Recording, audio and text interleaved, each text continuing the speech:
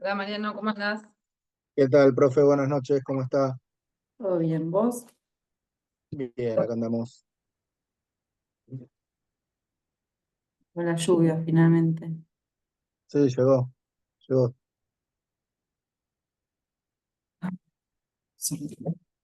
¿Tiro algo?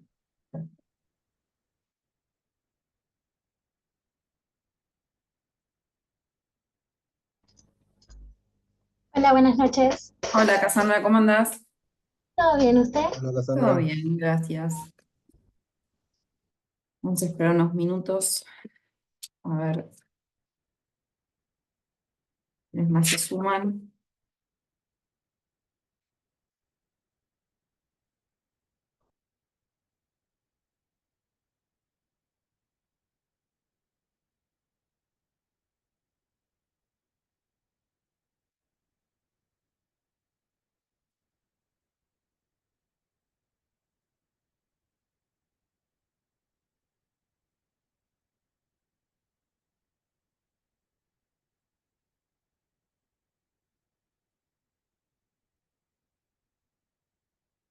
Mm,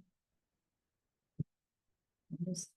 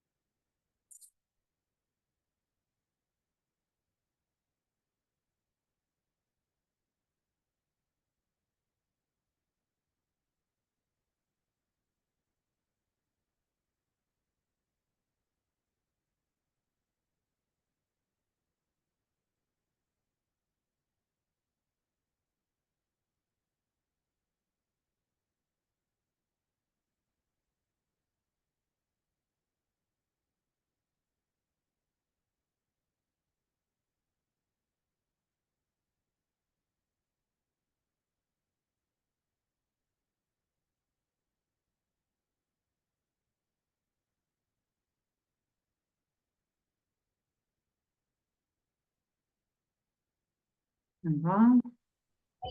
Buenas noches. Hola Antonella, ¿cómo estás? ¿Todo bien? ¿Usted cómo está? Todo bien, gracias. A ver, vamos a acomodar esto. Y vamos a abrir.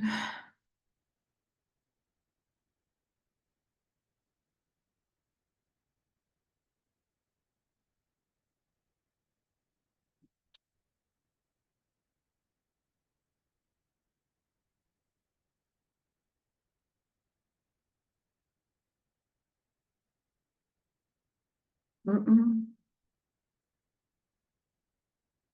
Bueno,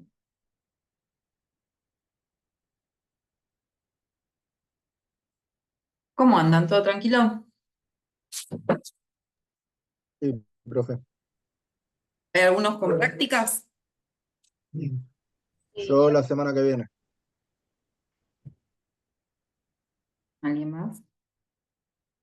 yo y Mariano estaríamos. Mariano y yo estaríamos ahora con la información de práctica. Ok, bien. Bueno, suerte con eso. Gracias. Hoy nos toca Machado sobre la guerra, ¿no?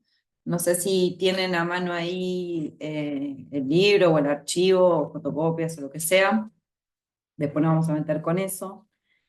Em, si lo pudieron chusmear un poquito, van a ver que es raro, porque si bien él es poeta, está compuesto de poemas, el libro tiene ensayitos, tiene dibujos hechos por el mismo autor.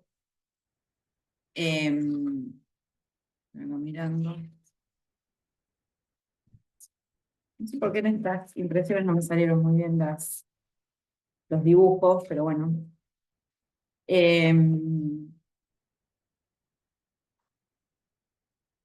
Entonces, bueno. Primero voy a hablar un poquito sobre un texto que se llama Sobre la guerra de Machado. Em, una vez más, estamos hablando de un escritor español de Andalucía, porque nació en Sevilla.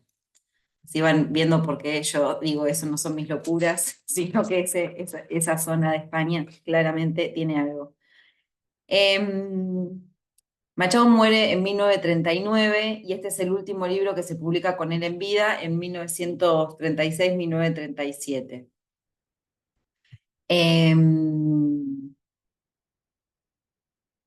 Es más bien una suerte de recopilación, por eso veíamos que hay poemas, hay ensayitos, hay distintas cuestiones, porque los textos que componen este libro ya habían aparecido publicados en periódicos y en revistas, ¿no? Eh, lo que tendríamos que pensar entonces es que en esa época, o sea, cuáles son las posibilidades de que esos textos fueran publicados en periódicos y en revistas, digo, ¿no? Claramente, un interés del poeta de Machado de trabajar sobre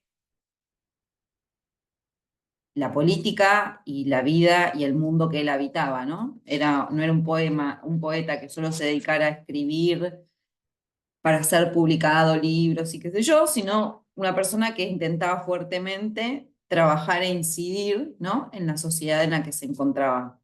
Un poco habíamos hablado en la clase anterior de esta idea de, no me acuerdo si en esta o en Historia del Arte, sobre la figura del intelectual comprometido, ¿no? Que es algo que surge en el siglo XX, así como con más potencia, no digo que antes no hubiera intelectuales comprometidos, sino que se le puso un nombre a eso, ¿no? Lo de los intelectuales comprometidos. Y nosotros, ya que estudiamos lengua, tendremos que pensar que, qué significa nombrar algo, ¿no? Digo, existían escritores, intelectuales que estaban, que trabajaban en relación a lo que pasaba en su época, que eran militantes políticos o militantes obreros o que ejercían cargos políticos o lo que fuera, eso no es una novedad. Pero sí que esa figura se cristaliza en el siglo XX y se le pone un nombre, ¿no? Nosotros sabemos, o tendríamos que saber, o tenemos que pensar, que nombrar algo es darle una entidad a las cosas, ¿no? Digo, las cosas existen en el mundo y a veces no son nombradas con cierta detalle o con cierta precisión, pero el hecho de que empiecen a existir ideas que son nombradas, en un punto también hacen que esas ideas existan, ¿no? Digo, si nuestra existencia es lingüística, si nuestra forma de conocer el mundo, pensarlo y relacionarnos con los otros es básicamente lingüística, entonces nombrar las cosas en un punto les da carácter de existencia, ¿no? Puedo poner un ejemplo un poco tonto para que se den cuenta de lo que estoy hablando, el tema del femicidio, ¿no? Digo, ese es un nombre que surge para nombrar delitos que ya se cometían, pero el hecho de la especificidad de crearle una palabra hace que hasta incluso legalmente eso quede tipificado y que las penas sean especiales y que la forma de investigarlo sean especiales, que la forma de considerarlo sean especiales, no como alguien que te mata en un afano o alguien que te mata por plata o lo que sea, ¿no? Entonces digo, nombrar, en un nivel como lingüístico-filosófico, nombrar algo también es darle entidad en el mundo, aunque eso ya existiera, es darle una otra entidad en el mundo, ¿no? Quizás más aferrada, más asida, más lo que sea. Entonces, pensemos esas cuestiones, está bueno siempre tenerlas en mente, ¿no? Como por qué surgen ciertas designaciones en ciertos momentos, por qué se puede decir algo en cierto momento que antes no se decía, o por qué se necesitó decir algo que antes no era necesario ponerle un nombre específico, ¿no? ¿Por qué se necesitó hablar de femicidio ahora en las últimas décadas, si eso existía antes? Bueno, porque hubo un cambio de conciencia social con respecto a esos tipos de crímenes y la necesidad de que fueran tratados de otra manera y de que se visibilizaran y que se hablara de eso. Digo, bueno, todo eso tiene como correlación el hecho de que exista un nombre específico para eso. Entonces, esto hablamos de los intelectuales comprometidos, habíamos dicho que entonces durante el siglo XX es un siglo que es muy turbulento en Europa y en América también, por distintas cuestiones, pero bueno, tenemos las dos guerras mundiales, es lo primero que uno piensa. En España vamos a tener la Guerra Civil Española, que ya estuvimos hablando sobre eso, que es como una especie de preludio de la Segunda Guerra Mundial. Más adelante vamos a tener las guerras y los conflictos de los países africanos que eran colonias europeas y que empiezan a descolonizarse y a independizarse. Nosotros en Latinoamérica tenemos seguidillas en todos los países de golpes de Estado y gobiernos militares. Digo, se trata entonces de un siglo muy revolucionado en ese sentido, con muchos enfrentamientos de distintos tipos, de guerra o de inestabilidad política o de matanzas, como ya sabemos, de las dictaduras militares, pérdida de las libertades y demás. Entonces, todo esto genera, me parece a mí, es mi hipótesis, bueno, que existe un nombre para esto, ¿no? Aquellos escritores, aquellos pensadores que están realmente metidos en su momento histórico y están comprometidos con eso. Yo había puesto de ejemplo, me parece que fue en Historia del Arte, ¿no? Que yo había puesto ejemplo, no sé, en Latinoamérica, sobre todo en los años 60 y 70, eso pasó mucho. Tenemos, por ejemplo, a Rodolfo Walsh, ¿no? Que es un escritor excelente y que además de ser un escritor excelente, fue un militante, ¿sí? Y que además también después se lo conoce, no solo por su literatura, sino por, la mayor parte de la gente, calculo, lo conoce por la carta abierta a los militares que hizo que inmediatamente lo fueran a buscar, lo desaparecieran, lo mataran, ¿no?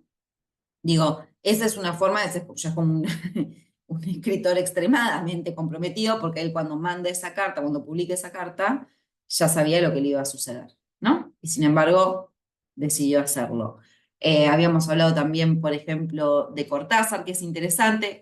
Se los menciono porque también pienso en ustedes como docentes, ¿no? Es probable que en algún momento de sus carreras como docentes den Cortázar, porque se da mucho en secundario, sobre todo con los cursos más grandes, pues sus cuentos son espectaculares y se copan y qué sé yo. Y Cortázar tiene un primer momento muy antiperonista, en el que es el momento en el que decide irse a Francia a vivir.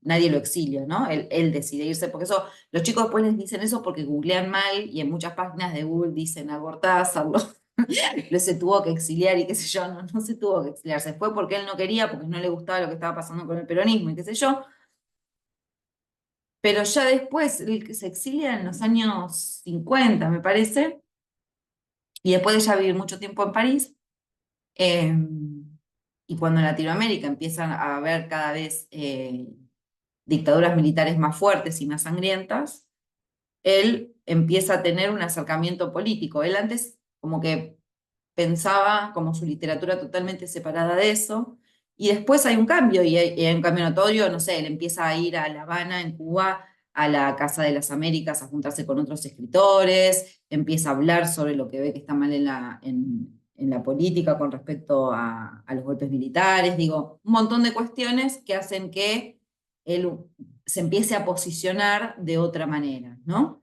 Y muchos, o sea, Cortázar lo podemos considerar que pertenece al boom de la literatura latinoamericana, junto con Octavio Paz, con Gabriel García Márquez, con Augusto Roa, con un montón de escritores del continente, y muchos de ellos también como participaban activamente de otras esferas que no eran solo las literarias, ¿no? Que tenían que ver con la política, el activismo, la militancia y ese tipo de cuestiones. Todo este preámbulo, entonces, para pensar la idea esta de los escritores comprometidos. Acá tenemos a uno que encima, bueno, justo eh, su vida se encuentra totalmente relacionada con lo que sucede en España durante la Guerra Civil Española, que sabemos que va del 36 al 39. Entonces, por esos motivos, pensar por qué este libro es así. Por un lado, porque son textos que ya venían siendo impresos en periódicos y revistas, y por el otro, pensar que era un poeta que le interesaba ir más allá de la poesía, ¿no? Que también quería estar en el debate público y político de su país. El texto entonces presenta diferentes géneros, porque tenemos prosa y tenemos lírica, las dos cosas.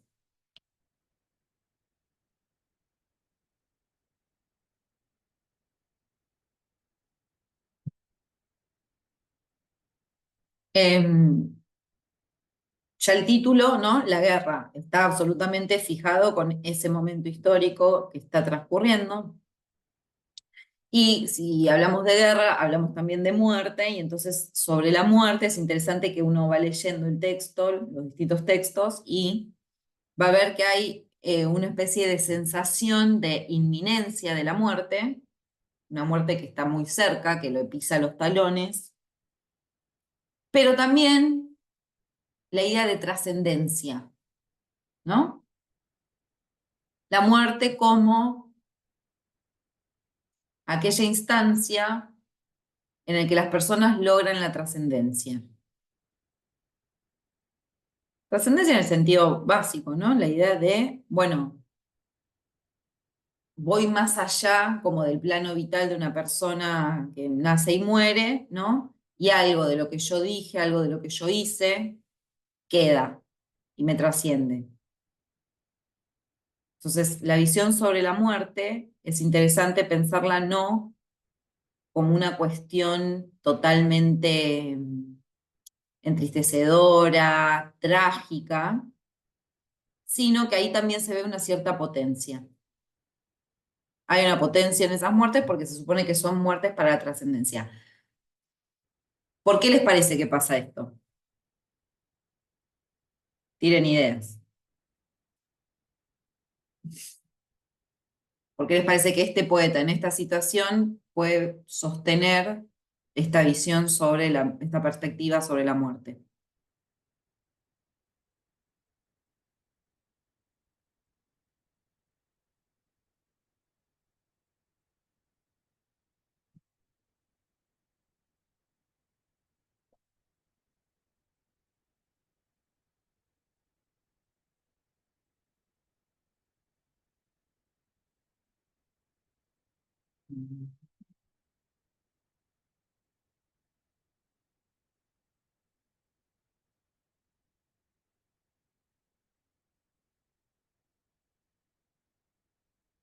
¿Por qué les parece que una persona en esa situación va a pensar en la muerte no solo como el final y algo trágico, sino también como algo trascendente?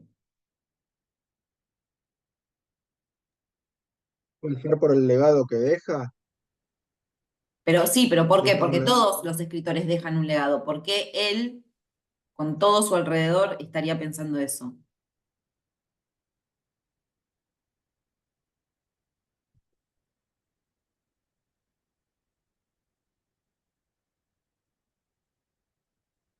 Porque justamente está en el medio de una guerra.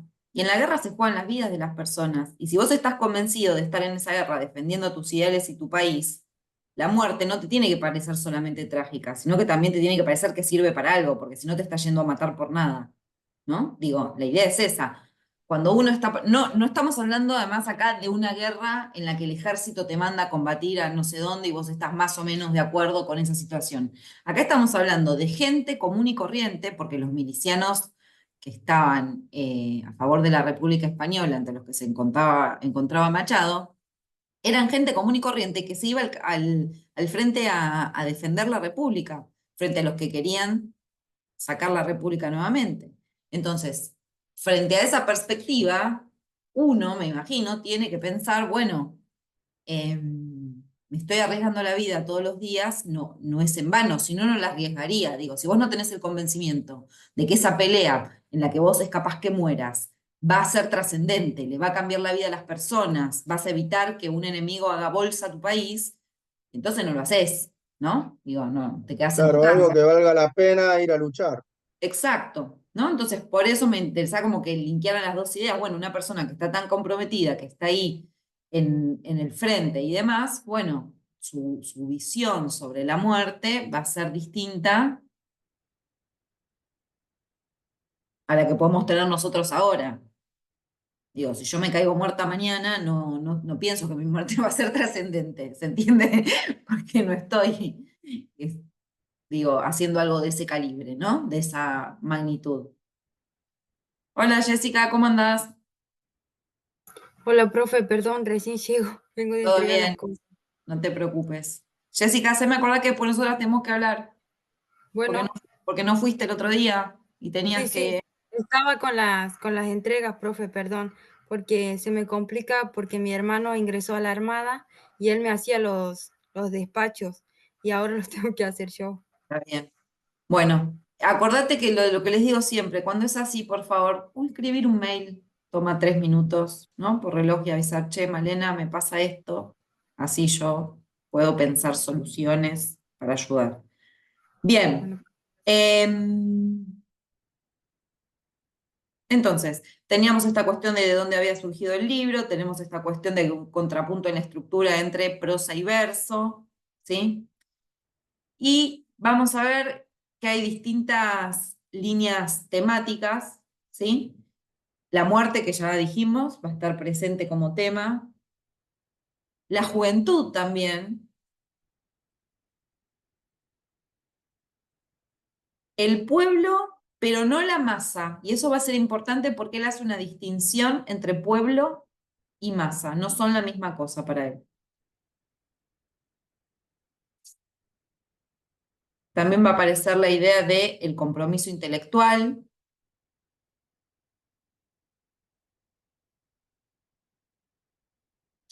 y la idea de la dignidad del hombre.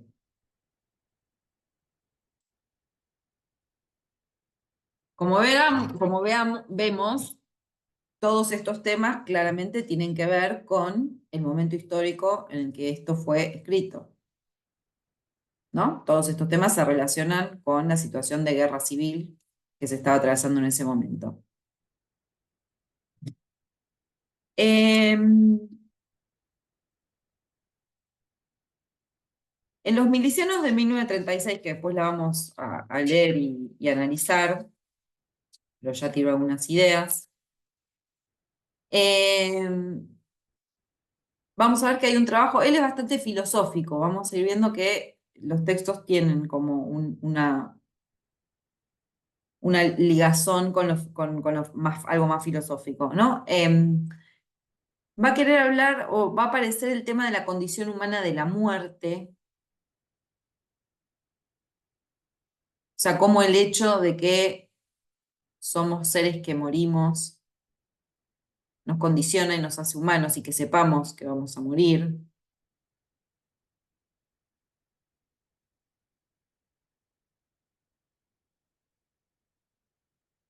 También va a aparecer la idea como una especie de fraternidad humana, ¿no? En relación a la muerte.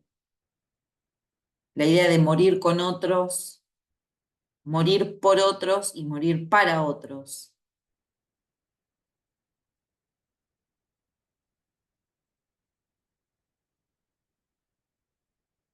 Es decir, la muerte planteada en este sentido, como venimos diciendo, morir con otros, morir por otros y morir para otros, dota a la muerte de una especie de libertad, ¿no? Porque en realidad esa muerte queda pegada a una causa, de nuevo, que nos trasciende, y no solo que nos trasciende, sino que es individual. Digo, yo, de nuevo, me muero mañana y es una muerte individual, tipo, sí, hay gente que se va a penar porque me quiere, pero no es algo que tenga que ver con una libertad, con yo donando mi ser o dando mi muerte en pos de que otras personas, ¿no?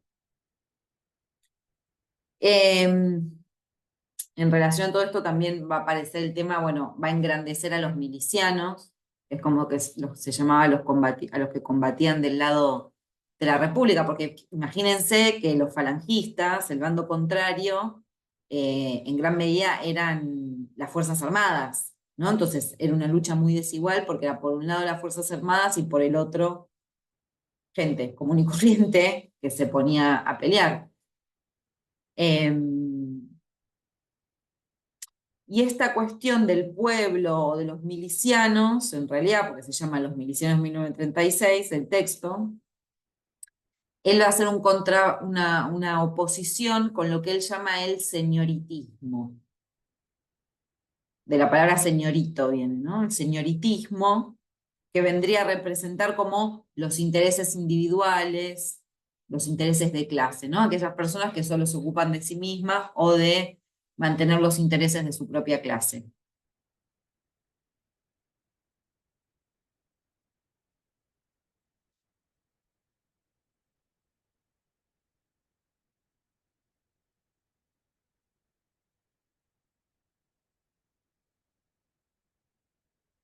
Bien. Em,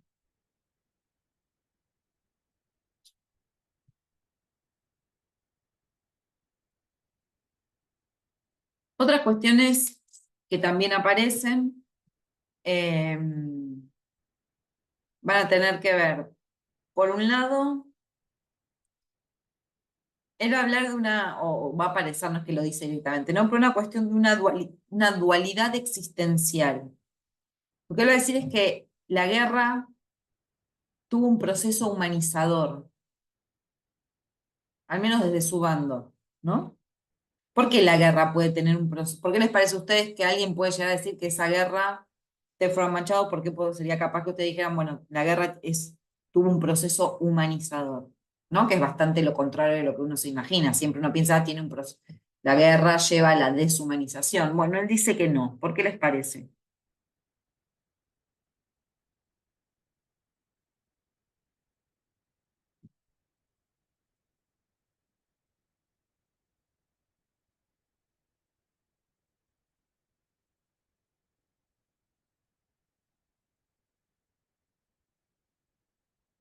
Tienen ideas, ¿eh? No es que...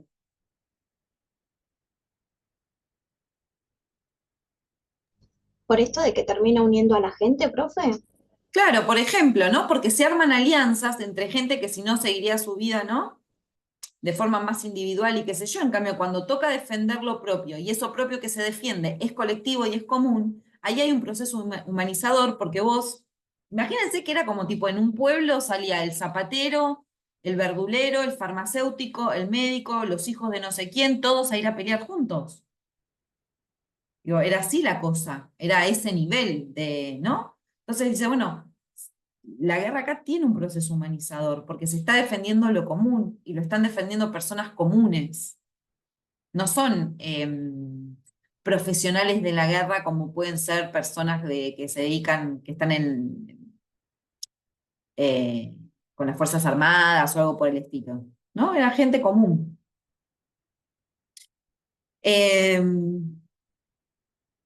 Y en ese sentido, bueno, lo que veníamos diciendo, él sostiene que el intelectual no puede ni debe someterse, mantenerse al margen de la refriega, de las luchas, ¿no? Y dice que política y arte son perfectamente compatibles. Porque esa, y ahora retomo, todo esto que veníamos diciendo de los artistas comprometidos, que estuvimos hablando, o los intelectuales comprometidos, con el nombre que le pusimos, si bien existían estos intelectuales comprometidos, había un montón de otros artistas que sostenían lo contrario y decían, no, política y arte son dos cosas separadas, yo no los voy a juntar, no tengo por qué, ¿no? Yo soy artista, a mí las cuestiones políticas no me interesan, me pasan por el costado, o me interesan, pero no van a tener nada que ver con mi arte. Digo, y eso retomo el ejemplo, Cortázar tenía esa postura al principio y después cambia, ¿no? Y lo podemos ver en alguno de sus textos, digo, en alguno de sus textos algo de eso aparece. Hay un cuento muy bueno, que nunca me acuerdo, esperen que lo googleo, en qué país de América Latina transcurre, se llama Apocalipsis en Solentiname.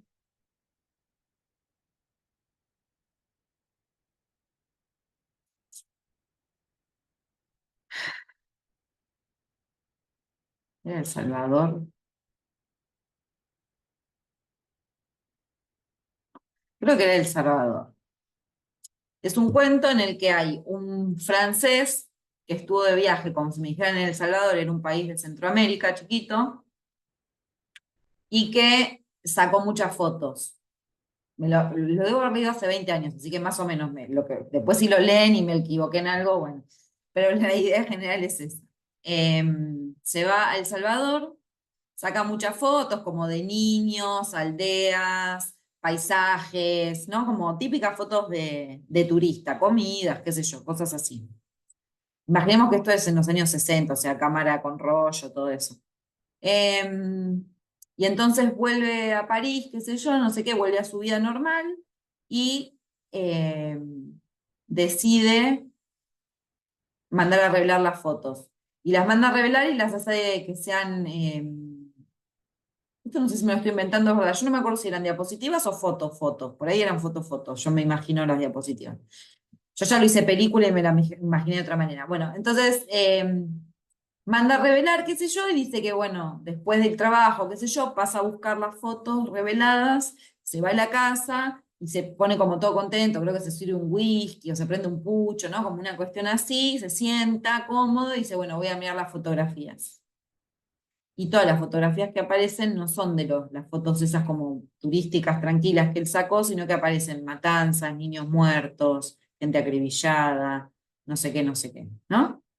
Entonces digo, ese cuento un poco, me parece a mí que es muy transparente, que muestra el cambio ese de Cortázar, ¿no? Al margen de que se trata de un hombre en París que había viajado a América Latina y que como hay un cambio ahí claramente de posicionamiento que puede verse en esa metáfora de las fotos, ¿no? De él, ese ser, ese personaje, pasar de ser un mero turista a ser una persona que de repente ve el horror de la realidad, ¿no? Y que eso lo choca, ¿no? Se lo puede pensar como una metáfora del recorrido que hace Cortázar en este sentido, ¿no? Entonces, bueno, también les cuento estas cosas porque como que son medio transversales y sirven para pensar distintos autores de distintos lugares, ¿no? Como la idea esta de, bueno, durante los años 60 hubo muchas discusiones teóricas y de autores diciendo, yo soy intelectual comprometido, y otro diciendo, no, arte y política son cosas separadas, yo no tengo que juntar eso, no tiene nada que ver con nada. Digo, bueno, y que cada uno lo resolvió o lo llevó adelante como quiso, pero digo, fue una discusión eh, literaria o crítica muy importante. Digo, me parece también que nosotros no estamos ya acostumbrados a que existan esas discusiones entre autores, no es tan común. Y es una pena, yo tenía un profesor de la facultad que era un genio total, es Panesi. eh, Panesi era el titular de Teoría y Análisis Literario 1, que todo el mundo en letras es una de las dos materias, de las tres materias que hace todo el mundo. Después ves qué hace, pero esas las tenés que hacer obligatoriamente. Y el tipo era un genio total, sabía mucho de teoría literaria, y escribió un libro que está muy bueno, en el que dice, bueno, ya no hay polémicas. O sea, en los años 60, en los 70, incluso en los 80 había polémicas culturales.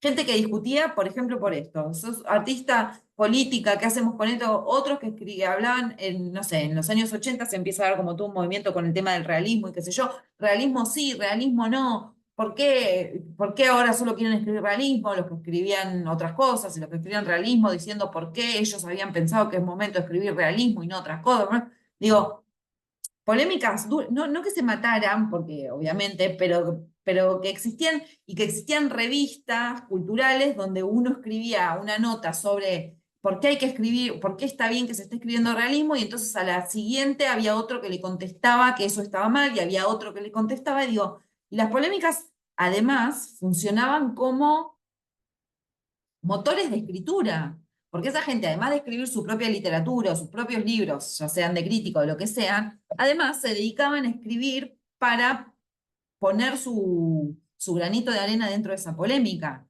¿no? Y eran textos bien escritos, fundamentados, buscaban ideas, citaban autores, ponían ejemplos de otros momentos de la historia, porque era gente toda que sabía un montón de cosas, ¿no? Digo, y eso pasaba un montón. Y ahora me parece que es como ¿no? Y él decía, no está bueno que no haya polémicas, porque en realidad no solo es escribir la literatura, sino pensar qué es lo que uno está haciendo ahí adentro, ¿no? Como cualquier trabajo que uno hace, digo, bueno, yo hago esto, ¿por qué lo hago de tal manera? ¿Cuáles son mis argumentos? O sea, no sé, ejemplo, yo o ustedes cuando ven clases. ¿Por qué yo decidí dar la clase de esta manera? ¿Por qué yo elegí estos textos? ¿Qué quiero lograr yo con esto? ¿Por qué les hago ciertas preguntas? ¿Por qué los evalúo de tal manera? No, digo, como son preguntas que yo no tengo que venir a dar la clase nada más, cierro la computadora, me olvido que ustedes existen hasta la semana que viene. Digo, la praxis profesional de todos también tendría que tener un momento de reflexión sobre lo que uno está haciendo y por qué lo hace. Y uno tiene que poder defenderlo por qué está haciendo lo que hace.